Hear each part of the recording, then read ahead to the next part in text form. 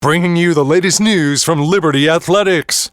This is the Patriot Fan Zone podcast from 100.7 The Score.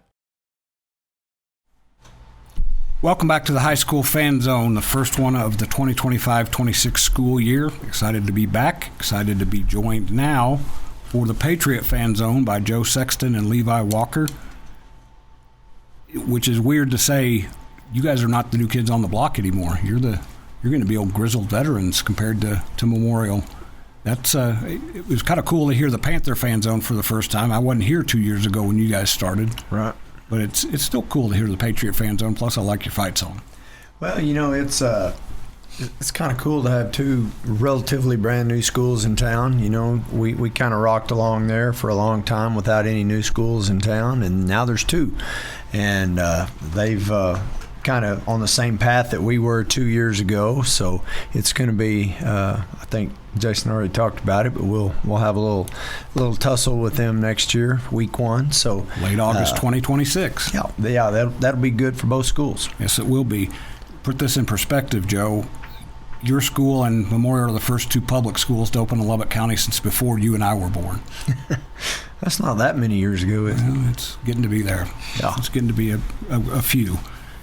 Liberty begins the season with 4 straight home games. We're not going to put the cart in front of the horse. We're going to talk about just one, because that first one's that's going to be a tough test right out of the gate. New home, 7 p.m. Friday at Patriot Stadium. That is going to be double-checked, 93.1 Yes FM.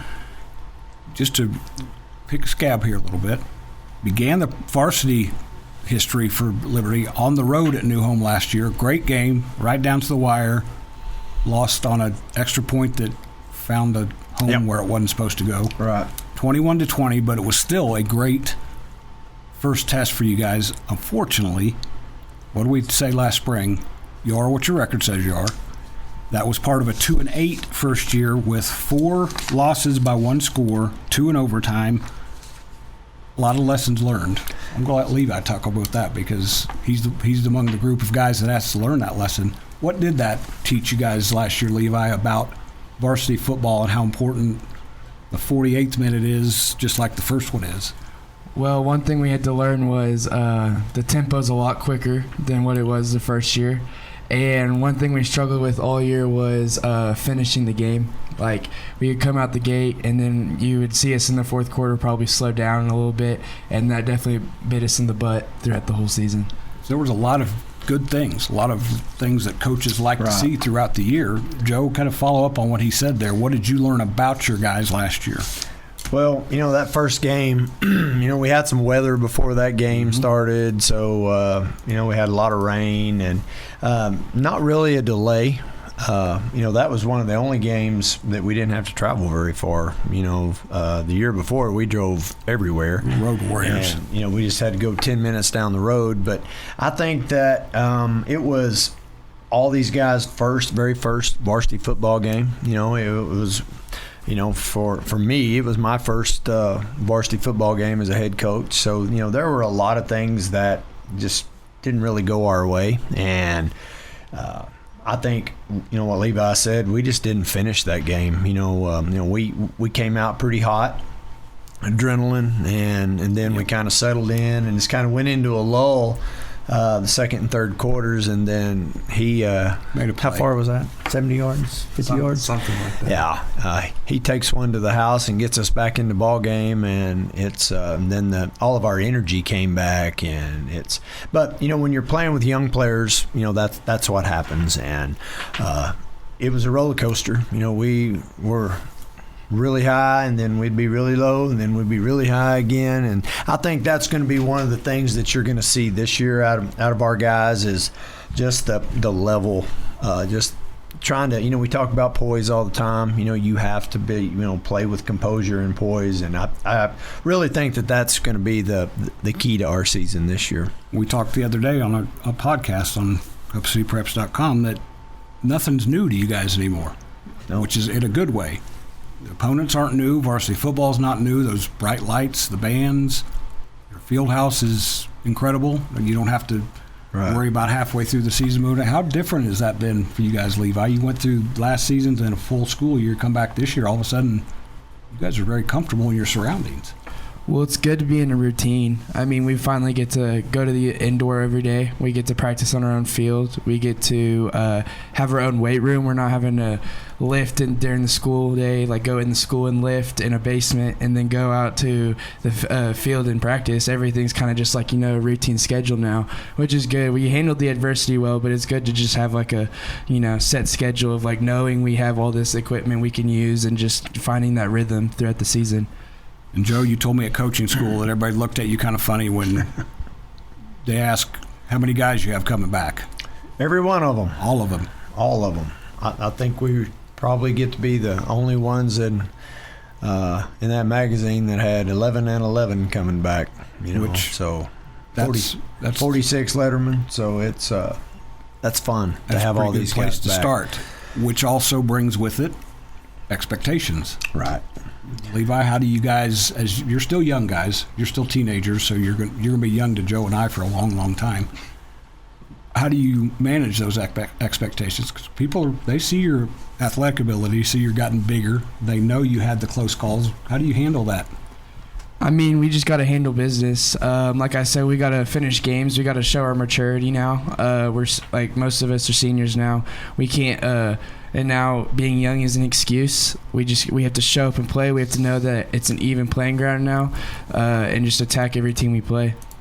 I mentioned the talent, Joe. There's never been a shortage of that. Nope. From day one. Now we were just talking a little bit skinnier, a little bit more slightly built a couple years ago, but you've had time to bulk them up, get them experienced.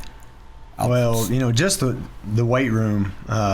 I'll die on that hill about it's just been night and day. The way these guys attacked the weight room this spring, they were just incredible about how hard they lifted every day when they came in.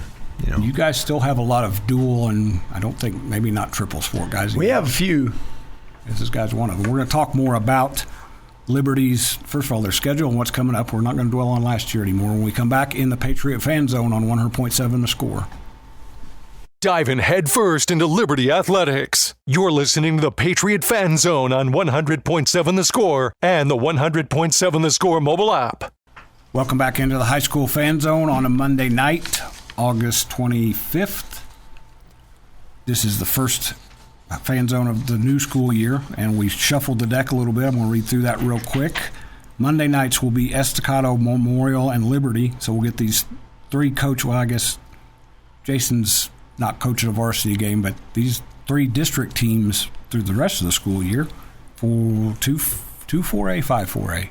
2-4A. 2-4A. Tuesday nights will be Monterey and Coronado, just two shows that night, 6 and 6:30. Wednesday night will be Lubbock High, Friendship, and Lubbock Cooper. I'm going to run through the radio stations that carry a lot of these teams in football season. Right here on 100.7 The Score, the Lubbock Cooper Pirates. Double T 97.3 is the home of the Friendship Tigers. 93.1 Yes FM is Liberty's home station. 96.9 The Bull is where you find Coronado. 93.7 The Eagle is where Monterey games will be. Also on Friday nights from 6 to 6:30 on Double T 97.3 and 100.7 The Score will be the West Texas Friday night preview. And then 9:30 to midnight, and I think that's on the same two stations, will be the West Texas Friday night scoreboard. And as I mentioned before, that may depend on how late Friendships games go because they throw the ball a little bit more than you guys do and the Chip does, so sometimes those games go a little bit longer. Archive shows can be found on the High School Fan Zone page at TSportsNetwork.com. And don't forget to download the 100.7 The Score mobile app to listen live or listen to podcasts of all of the High School Fan Zone shows, which they'll start popping up tonight or tomorrow. I think they show up tomorrow. I think I can catch my breath after all that. We have to do that a few times to start the school year, which is kind of like you guys starting the school year with your students coming in, which, Joe, I'm going to bet it was a little bit different in year 3. We talked the other day, a few more cars in the parking lot, a few more of these young guys that have to shave. Does Coach have a facial hair policy? Not that I know of. That's probably good. Yeah, we don't really have a problem with that. Well, Like when we started year one, no, there wasn't. there wasn't a whole lot of shaving going on yet. And you're right about the cars in the parking lot. I think we had 2 or 3 kids that could drive or legally drive, and there wasn't very many. And now, when second period hits, it's a procession. Well, getting to the field house. PSA to folks going out to Liberty, Quaker Road is all the way open. This is what old dudes get excited about, Levi. When I found that out, I texted him on the way home and told him how glorious it was. I could just jump on Quaker and come home. Yeah, for the longest time, I don't know why that they have never paved Quaker all the way out. It's a major road, and but it sure is nice now that you can go all the way out.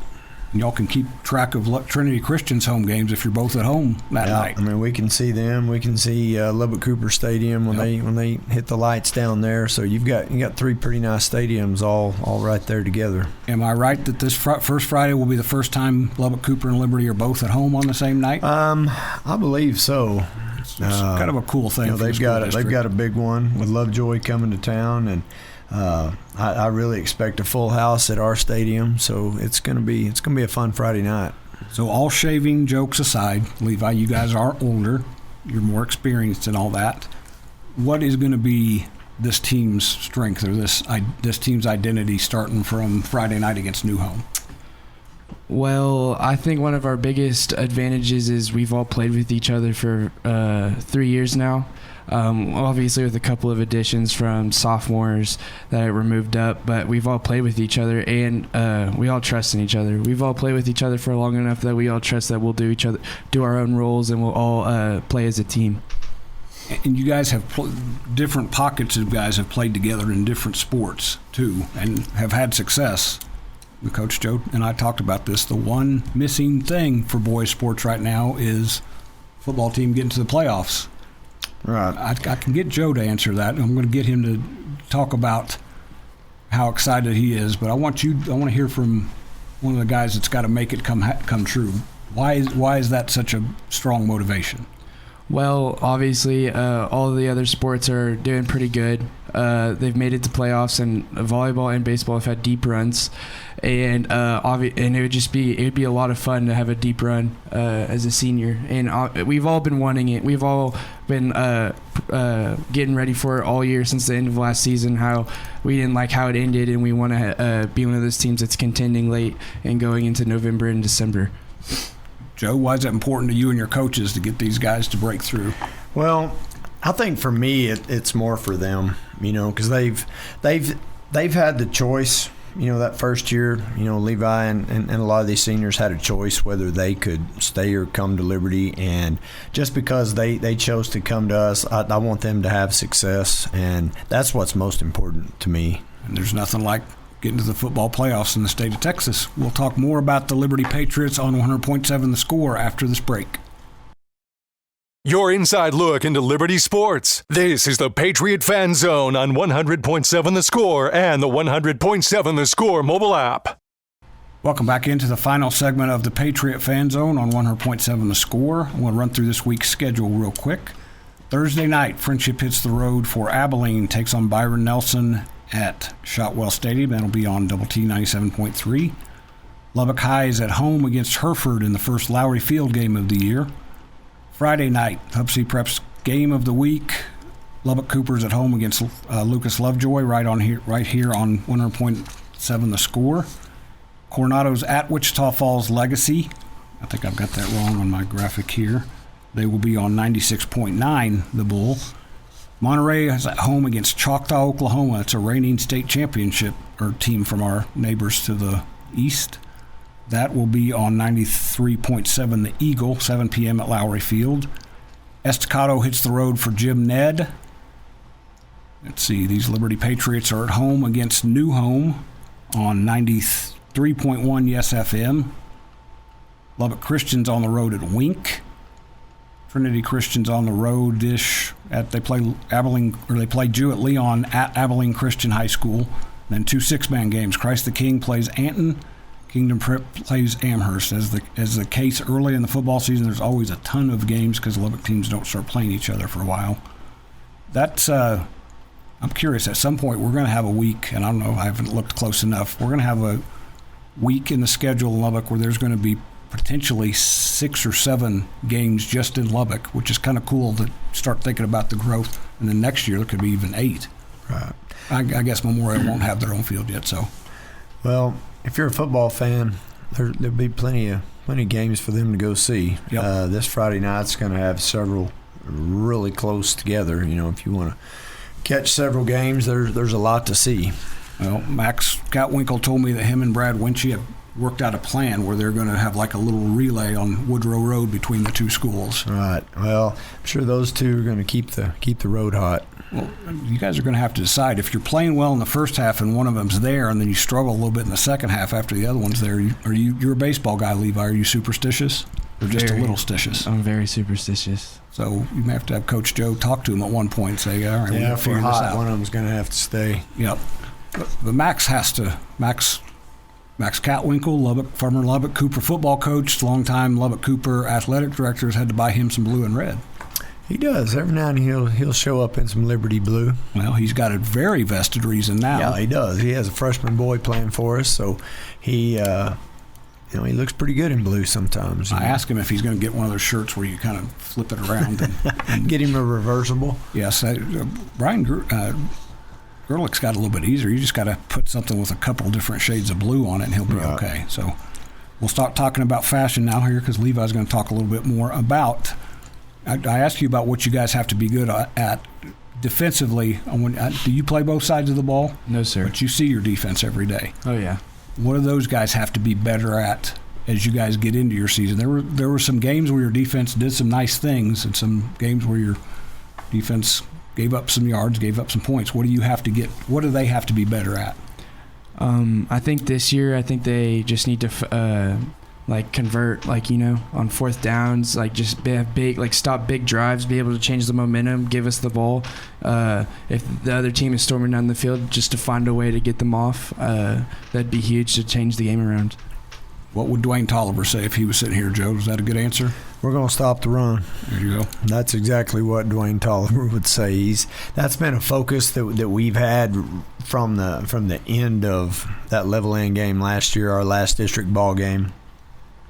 That was how we could put these guys in a better position to stop the run, and that's been an emphasis, all spring, all summer, just getting stronger and faster, and I think you're going to see the difference.